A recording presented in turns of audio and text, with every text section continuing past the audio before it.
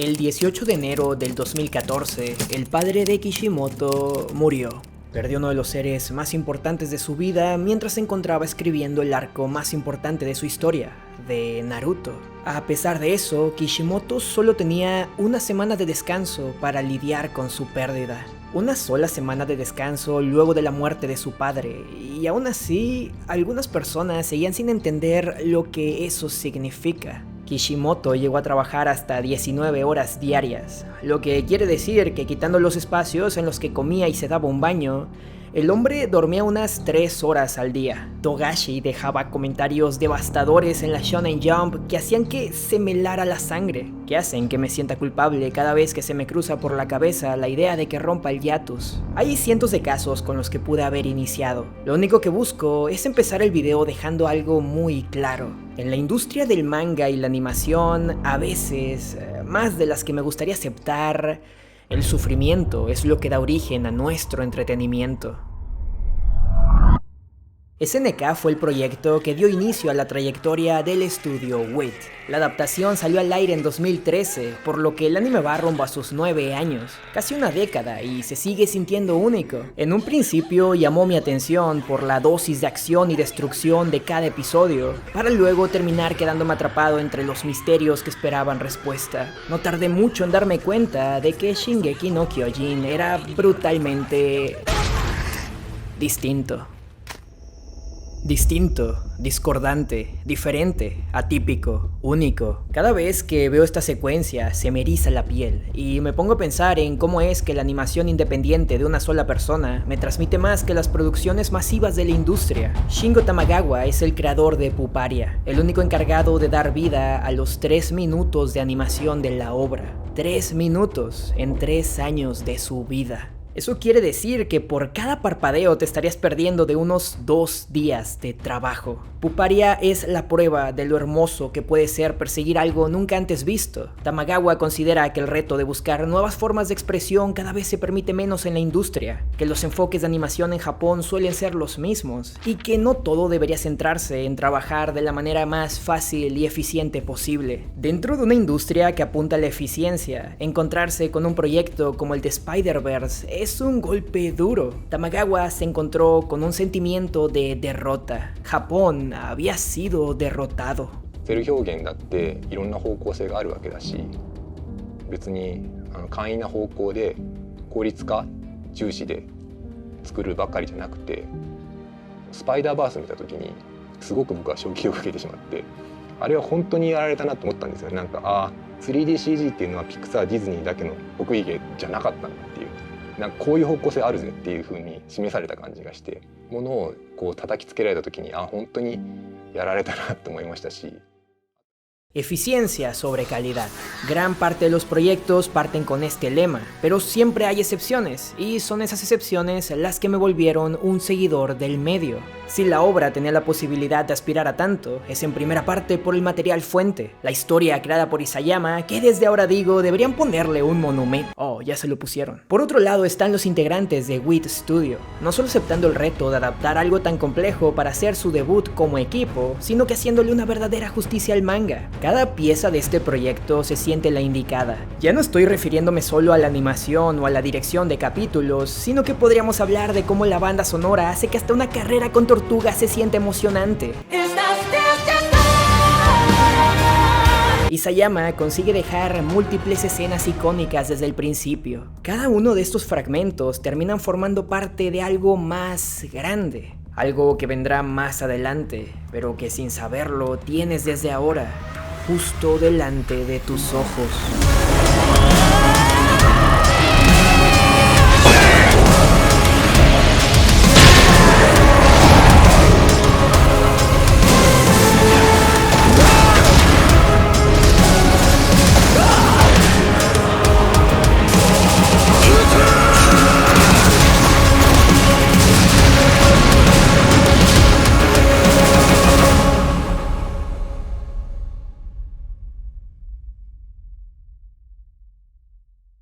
Hay pistas por todos lados que te dan una idea de los acontecimientos siguientes. Algunas tan evidentes que no puedo creerme cómo las ignoré por completo la primera vez que vi la historia, y otras algo menos directas, pero que sirven para darte cuenta de lo que estaba planeado desde el punto de partida. Cuando se encuentran al titán desconocido, Mike y Connie lo describen como una bestia. Esto es algo que continúa con los demás, ya que es su única forma de relacionarlo. Más adelante, en el episodio 34, vemos que Ymir utiliza la palabra mono para describirlo. Lo llamativo de esto se queda perdido en la traducción.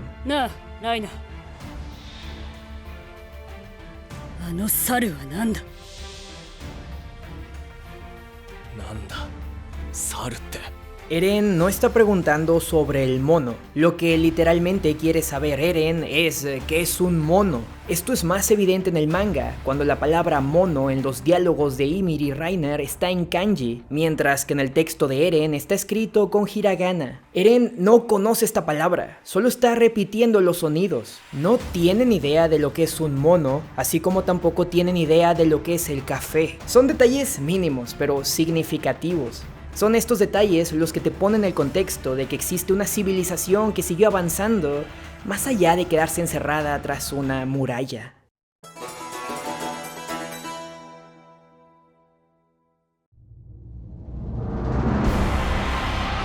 El odio de Eren hacia los titanes se impulsó al ver cómo su madre era devorada por uno de ellos. Más adelante se estaría encontrando con el mismo titán sobre las flores que también aparecen en su sueño, justo al principio del primer episodio de la historia. La impotencia que tiene al no poder hacer nada se transmite.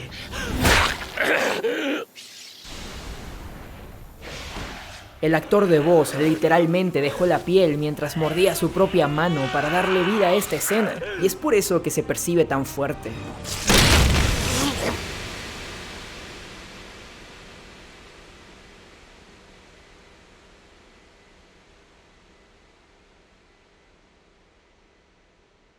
Al borde de la muerte, y luego de que Mikasa dejara salir lo que siente, Eren recupera la voluntad para seguir peleando. Es en esta parte en donde, sin saber cómo exactamente, consigue utilizar la coordenada para salir con vida. Después, esta secuencia se vuelve más significativa cuando en el capítulo 57 se nos presenta a Daina Fritz. Mirando hacia el pasado, entendemos que la titán que mató a la madre de Eren era la antigua esposa de su padre.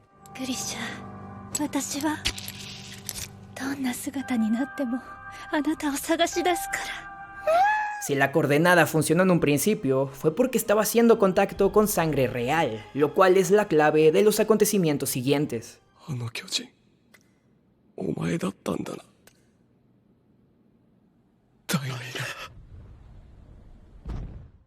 Así es como Isayama conecta las piezas de su rompecabezas. Los recuerdos del pasado y el futuro se conectan en una sola línea. Mikasa ya Armin.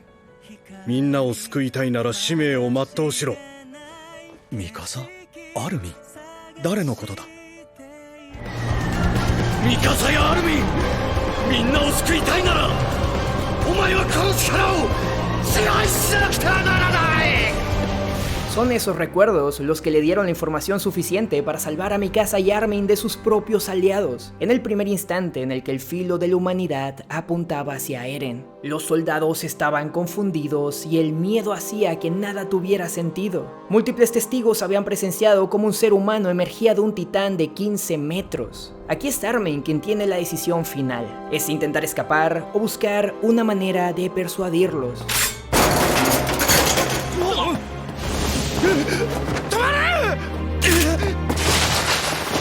El delivery de la actriz de voz en esta parte es una locura, y se complementa con la animación y el diseño de sonido para que hasta las pisadas y el saludo le sigan el paso al poder del discurso.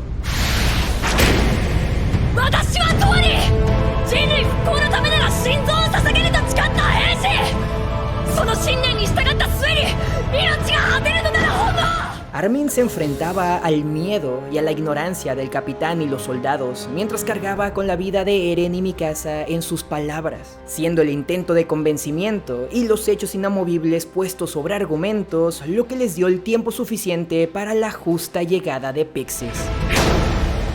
Yosanka. Es por partes como esta que Armin es uno de mis personajes favoritos de la historia. Pero si tengo que decir a mi MVP, entonces tenemos que hablar de Erwin.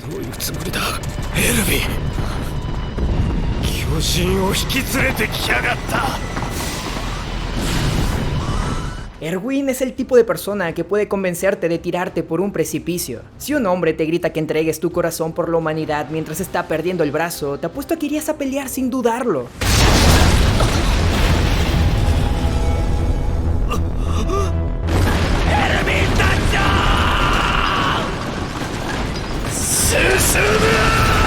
Alguien que no esté dispuesto a sacrificar algo no cambiará nada. Y Erwin estaba dispuesto a sacrificarlo absolutamente todo.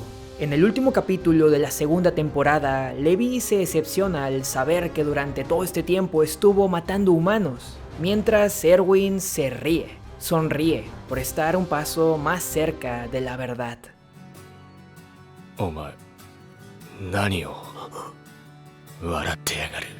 Existe otro detalle que me sigue impactando a día de hoy y es la diferencia de estilos que tienen los personajes al moverse con el equipo de maniobras. Mikasa es un monstruo y la animación refleja el instinto que tiene esta bestia al moverse. Krista no es un monstruo, es todo lo contrario, y cuando decide usar el nombre de historia para vivir libremente, puedes ver cómo queda representada esa libertad en cada uno de sus giros y desplazamientos. Eren siendo Eren. Y luego está Levi con las maniobras más elaboradas y precisas. Los personajes no se mueven de una sola forma, sino que los puntos cruciales de la obra afectan al estilo de movimiento. Los directores de acción lograron representar distintas emociones a través del equipo de maniobras, y es algo muy satisfactorio de ver. Se sienten geniales. Verlos columpiándose por las paredes es igual de adictivo que lanzar telarañas a los edificios en los juegos de Spider-Man. El mismo Arifumi Mai comentó la inspiración del swing en los equipos de maniobras tridimensionales, teniendo la película de Spider-Man como referencia. En su libro de Isakuga, Arifumi comenta que cuando dibuja maniobras para los soldados, se asegura de que los movimientos no se sientan muy inhumanos. Si esas personas se movieran como si fueran mejores que Eren o Levi, se perdería el balance de poder que hay entre ellos.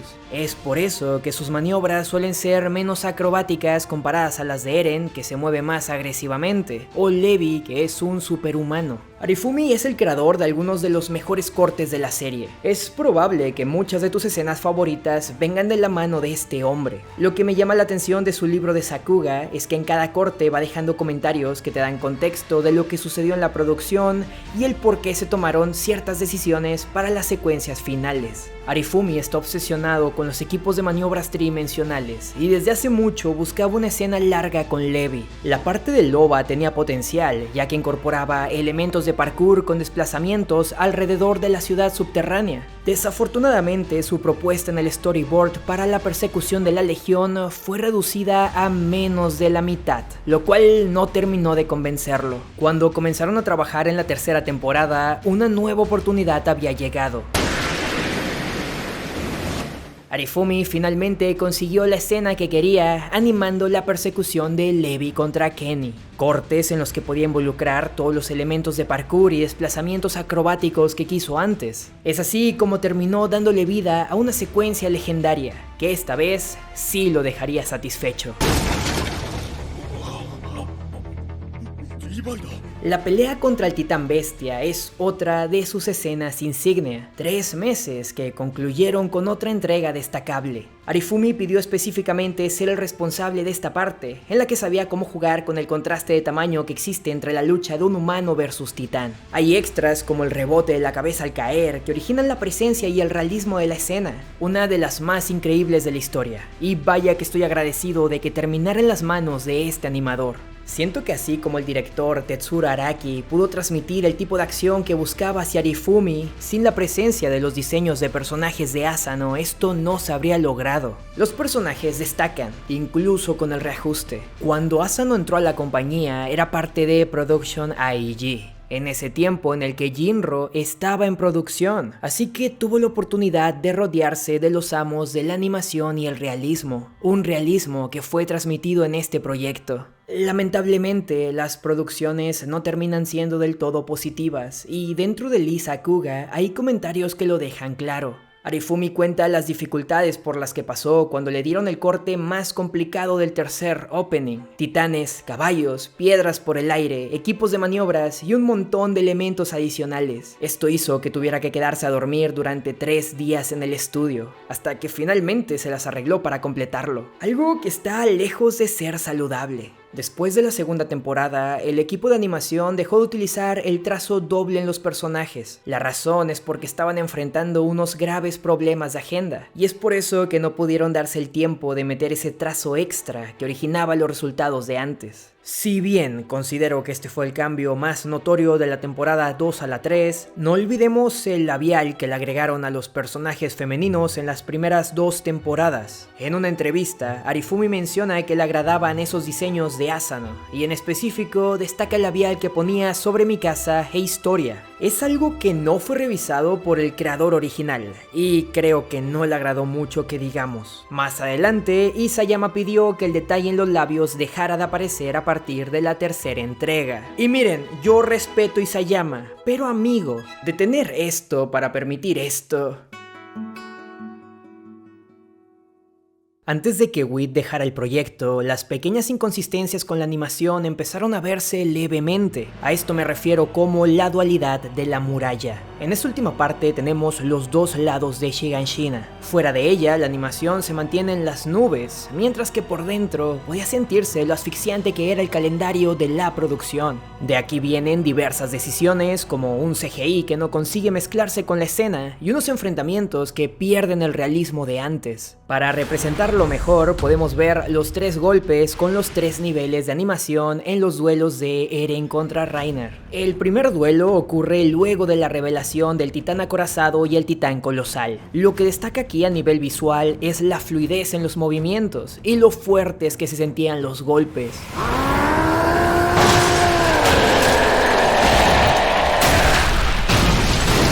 Esa intensidad en el impacto y la destrucción que los acompañaba de eso.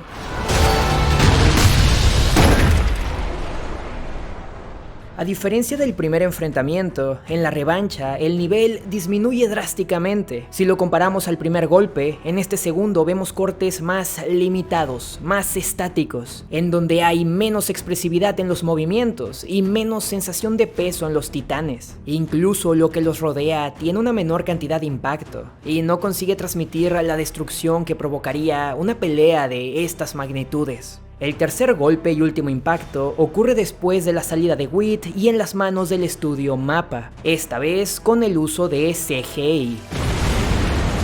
Los modelos en 3D no iniciaron con la adaptación de MAPPA. Desde la primera parte se utilizan, y no me refiero solo a los fondos digitales. Para representarlo mejor, también podemos ver a los dos colosos con los 2 niveles de animación a CGI. El titán de Rod Race representaba un gran reto, que considero fue superado por mucho. Partes en las que se aprovecha el potencial del CGI mientras se combina con la animación de siempre para mejorar los resultados. Es la mejor prueba de lo bien que puede funcionar con la dirección adecuada. El titán colosal no había aparecido lo suficiente como para preocuparse. La secuencia más larga ocurre antes del primer enfrentamiento de Eren contra Reiner. Combinaron el CGI del titán colosal con la animación del equipo de maniobras para conseguir una escena que funciona. Pasa que hasta aquí no se requería el titán a cuerpo completo, y fue en la segunda parte de la tercera temporada en donde tuvieron un gran problema de 60 metros. Simplemente viéndolo,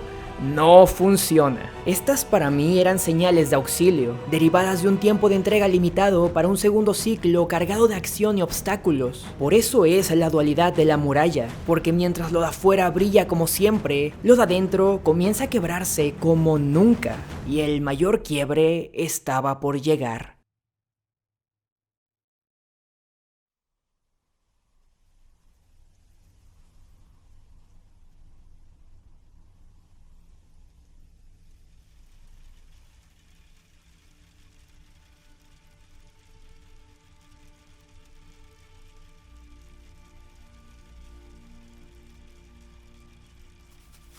WIT Studio enfrentó una gran cantidad de problemas para terminar la tercera parte, y aunque ya corrían rumores de que luego de esto abandonaría el proyecto, era algo difícil de creer. Porque alguien dejaría Shingeki no Kyojin. Esta obra es como el hijo de WIT Studio. Hicieron historia. ¿Por qué no continuar con este legado? Incluso desde el lado de los negocios, esto era una mina de oro tan explotable como redituable. Desde lejos puede parecer que le están dando la espalda, que están tomando la decisión equivocada, pero no se equivocan. En un principio, cuando WIT nació como una división de Production IG, tuvieron la oportunidad de hacer su debut con Shingeki no Kyojin. Fue el primer anime que crearon en su trayectoria como equipo, y al ser iniciados era aceptable que solo tuvieran una comisión por su trabajo. Es importante destacar lo último que acabo de decir, porque a diferencia de Production IG, WIT Studio no forma parte del comité de producción de la obra. Esto quiere decir que el estudio es contratado, recibe un pago por sus servicios y hasta ahí llega su ingreso. No importa el recibimiento que tenga Shingeki no Kyojin en el mundo luego de la adaptación, el dinero va directo hacia el comité de producción y hacia el creador, no hacia el estudio. Es por eso que puedes encontrarte diversas declaraciones asegurando que WIT recibe más ingresos a través de Cavalry of the Iron Fortress que a través de Attack on Titan. Y tengo que decir que no es así precisamente. No significa que los beneficie más, sobre todo si consideramos lo que la adaptación de los Titanes significó para la marca en un principio. Pero sí es verdad que Cavalry es un anime original de ellos, lo que significa que son beneficiados directamente de la popularidad que tenga la entrega. WIT Studio tiene otra visión ahora que está posicionado. Nos ha recordado con Vinland Saga que son los indicados para hacer que las obras maestras trasciendan, mientras que su lado creativo está dando vida a originales prometedores, que es en lo que están centrándose en este instante.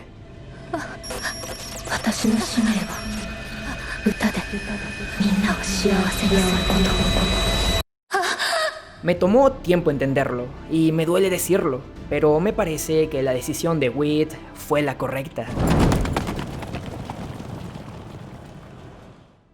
En una entrevista que se cubrió a través de New Type, se hicieron comentarios acerca del cambio de estudio. El punto importante aquí es la parte en la que hablan de cómo todos los equipos rechazaban la oferta. Nadie quería aceptar la propuesta de animar la última temporada en el tiempo establecido. O mejor dicho, nadie estaba lo suficientemente loco como para aceptar una producción tan enferma. Hasta que finalmente un estudio perdió la cabeza y lo hizo. Los stakeholders tenían la intención de sacar al aire la última season en el menor tiempo posible y así maximizar las ventas del final del manga, sin importar si la calidad de la adaptación o los propios empleados se veían afectados. El calendario que eso involucra es tan infernal que hasta me siento mal por las personas involucradas en el proyecto. Hay veces en las que ves un anime y piensas que pertenece totalmente al estudio. Por mencionar algunos está Bones con Mob Psycho, Kimetsu no Yaiba con Ufotable, Shaft con Monogatari, etc. WIT Studio había dejado una adaptación perfecta en sus dos primeras temporadas y una tercera por encima del estándar en la industria. En este aspecto, MAPPA tenía las de perder. Lo primero que debía hacer era quitar la percepción de que el cambio de estudio afectaría la calidad de la entrega, y decidieron hacerlo con este tráiler. Estaba viendo algo tan increíble que hasta pensé que era demasiado bueno como para ser verdad. Tan solo miren esta escena. Al poco tiempo fue confirmado que todo lo visto en el tráiler fue animado fuera de la producción oficial, lo que significa que no representaba absolutamente nada de lo que en realidad estaba siendo animado. Aún tengo presente en la memoria el cómo Miyazaki destruyó con palabras un equipo que buscaba innovar la industria. El objetivo de estos chicos era crear un sistema a través de inteligencia artificial que pudiera dibujar como los humanos lo hacen. Esto permitía crear movimientos animados digitalmente de forma automática, y por algún motivo decidieron presentarle el proyecto a un hombre que lleva 5 décadas dando su vida por la animación dibujada a mano. これを作る人たちは痛みとかそういうものについてね何も考えないでやってるでしょ。極めて不愉快ですよね。そんなに気持ち悪いものをやりたいなら勝手にやってればいいだけで、僕はこれを自分たちの仕事をつなげたいとは全然思いません。極めて何か生命に対する侮辱を感じます。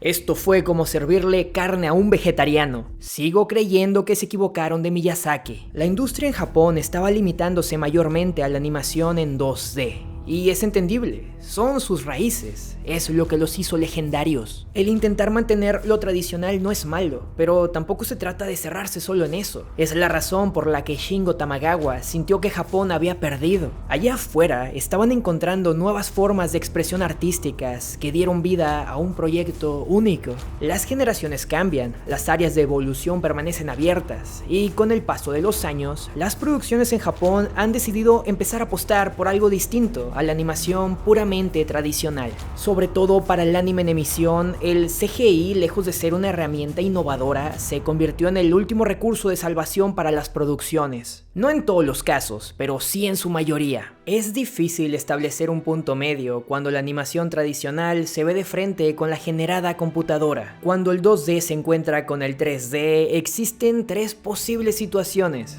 Cuando el 3D duele al triple, cuando el 3D no duele y cuando el 3D funciona. Hay un caso extra que no mencioné antes, porque para los estándares del anime en emisión de Japón es casi inexistente. De hecho, solo me llegan a la cabeza 3 estudios pilares, y uno de ellos es Ufotable.